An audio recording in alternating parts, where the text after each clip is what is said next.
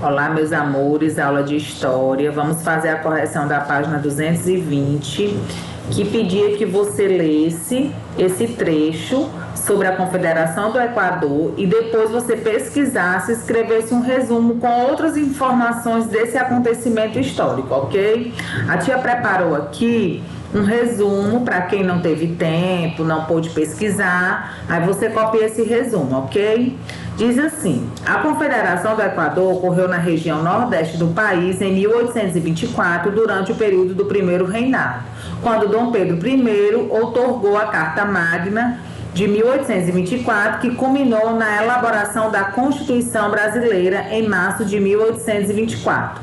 Além disso, o monarca realizou a dissolução da Assembleia Nacional Constituinte, dispensando do cargo Manuel Carvalho Paes de Andrade, que fora eleito pela população, e colocando em seu lugar para exercer o cargo de governador Francisco Paes Barreto, o que reforçava a ideia de que descontentava grande parte da população no tocante à distribuição de cargos públicos para figuras de origem aristocrática.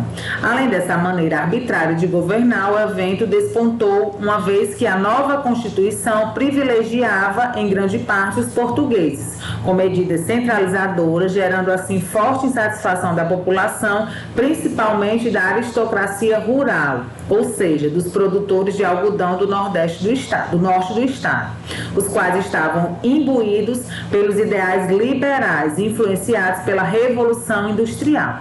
Por outro lado, a elite agrária e os trabalhadores dos engenhos de açúcar do sul, atividade econômica que via sofrendo com a queda da exportação do açúcar, mesmo assim, lutava pela permanência de Dom Pedro no poder, posto que as ideias absolutistas eram favoráveis aos seus negócios. Então, existia, né, essa diferença de opiniões, ok? Então, quem não fez pode colocar esse trecho que resume essa Confederação do Equador.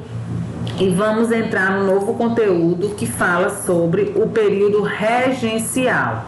Como a gente viu aí, essa questão do Dom Pedro no governo não deu muito certo. E em 7 de abril de 1831, Dom Pedro I abdicou do trono, né? Ele pediu para sair do trono.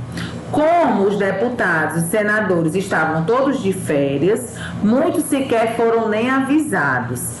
Ele deixou Dom Pedro de Alcântara, seu filho, aclamado como um imperador. Então, seu filho ia governar no lugar dele. Só que o filho dele só tinha 5 anos. Como é que uma criança de 5 anos vai governar alguma coisa, né? Isso, gente. E ele só poderia governar quando ele tivesse maioridade, fosse de maior, que isso só seria em 1843. Faltavam-se vários anos. No entanto, como o país não podia ficar sem comando, adotou-se esse regime de regência até que Dom Pedro II atingisse a maioridade. Existiram 4 regências. A primeira foi a regência trina provisória, depois a regência trina permanente, regência una de Feijó e regência Araújo Lima. Vamos ver aqui o que é que diz cada regência. A regência trina provisória foi formada pelos senadores Carneiro de Campo e Campos Vergueiro e pelo brigadeiro Francisco de Lima e Silva. Foi eleita de imediato, após a abdicação de Dom Pedro I. Então, eles não tiveram tempo de pensar em quem ia governar, né? Elegeram de imediato. Esta ficou à frente das decisões até que uma nova regência fosse de fato eleita, porque ia existir realmente uma preparação para quem ia ficar nesse governo. Era a primeira vez que o Brasil estava sendo governado por brasileiros. E no campo político houve muita agitação, porque muitos grupos tinham interesses em ter um representante compondo a regência. Então, os grupos, né, dos outros países que faziam comércio, Portugal queria ter algum representante nessa regência para opinar por eles, ok? A segunda regência veio logo após a publicação dessa lei do dia 17 de junho de 1831, a Regência Trina Permanente, composta por João Braulio Muniz, José da Costa Carvalho e novamente pelo brigadeiro Francisco de Lima Silva. Foi eleita e governou o país em um de seus períodos mais críticos.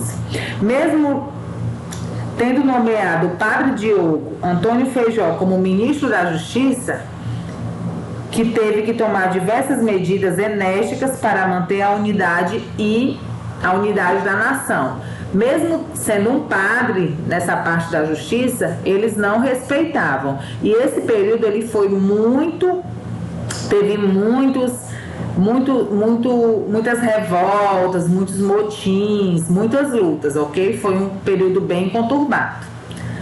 Em 12 de agosto de 1934, foi assinado o ato adicional à Constituição, que determinava várias mudanças que a Assembleia Legislativas das províncias formulariam leis em consonância com os interesses de cada província e que a regência passaria a ser Regência Una de Feijó, colocando o futuro regente em uma situação muito mais difícil, porque agora quem ia governar seria somente uma pessoa, o Diogo Feijó. Lá nas outras regências era por isso que era chamada Regência Trina, porque eram 3 pessoas governando, certo? As eleições aconteceram no mesmo ano. Enfrentaram-se o padre Diogo Antônio Feijó, que era o candidato de Minas Gerais, contra o fazendeiro de Pernambuco, Holanda Cavalcante. Contra Holanda Cavalcante, que era o candidato do Nordeste, e o fazendeiro de Pernambuco. Só que esse candidato, né, o Diogo Antônio Feijó, ele tinha muitos adversários no Rio de Janeiro e em São Paulo. Mas Feijó não era mais o mesmo. No âmbito político, estava em minoria na Câmara de Deputados e de Senado. Por isso, enfrentou grande oposição. No social, teve que enfrentar muitas dificuldades de uma guerra civil. Mesmo tendo conseguido pacificar Pernambuco e Paraná, a guerra mantinha-se no Rio Grande do Sul, com a mais longa das lutas cíveis da nossa história, que foi a Guerra dos Farrapos. Então, Diogo Antônio Feijó ganhou a eleição, mas ele teve o quê? Muita dificuldade em governar, porque existiam muitas guerras, porque ele não tinha um apoio, né? Cada estado, né, estava dividido e não estava apoiando ele como governante. E a última regência foi a regência de Araújo Lima, que é chamada de uma regência de regresso. Por quê? Pois defendia a autoridade e a centralização política, colocando a nação num estado de política repressora, pois sufocou violentamente e cruelmente diversas revoltas. Aí existiram a revolta dos farrapos, a cabanagem, a balaiada e a sabinada. Nesse caso aí, nessa regência do Araújo Lima, ele era muito autoritário. Então, toda aquela questão da liberal, que todos deveriam ter o mesmo direito, né? Foi o que? Colocado para fora, né? Aí quem governava era somente ele, né? O Araújo Lima. E com isso tiveram essas revoltas, a cabanagem que foi no Pará, que foi o estopim na nomeação do presidente da província do Pará. O que é que aconteceu? Eram pessoas humildes que moravam às margens dos rios, em cabanas, por isso foi chamado de cabanagem. Essas pessoas se revoltaram, tá certo? Contra o governo. A Guerra dos Farrapos, ela ocorreu em 1835 até 1845, durou 10 anos, foi liderada por Bento Gonçalves e aconteceu no Rio Grande do Sul, por causa do desejo de formar um país chamado de República Rio-Grandense e da concorrência da carne de charque que eles tinham da Argentina e do Uruguai. A Sabinada ocorreu em 1837 e foi na Bahia.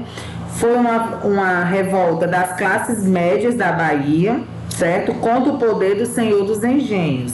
Os revoltosos foram liderados pelo médico Francisco Sabino Álvares, origem do nome da revolta, por isso que é Sabinada, declarando-se independente do poder central, até a maioridade de Dom Pedro. Queria o quê? Que eles não fossem obedientes a essa regência, né? Eles fossem independentes. E na página 226 fala da última revolta, que foi a Balaiada, que aconteceu em 1838, durou até 1841 e foi uma desordem em todo o Maranhão, certo? Uma província que era pobre. A revolta começou quando um vaqueiro cafuzo, Raimundo Gomes, conhecido como Cara Preta, liderou um grupo de peões e tornou a cadeia onde seu irmão estava preso.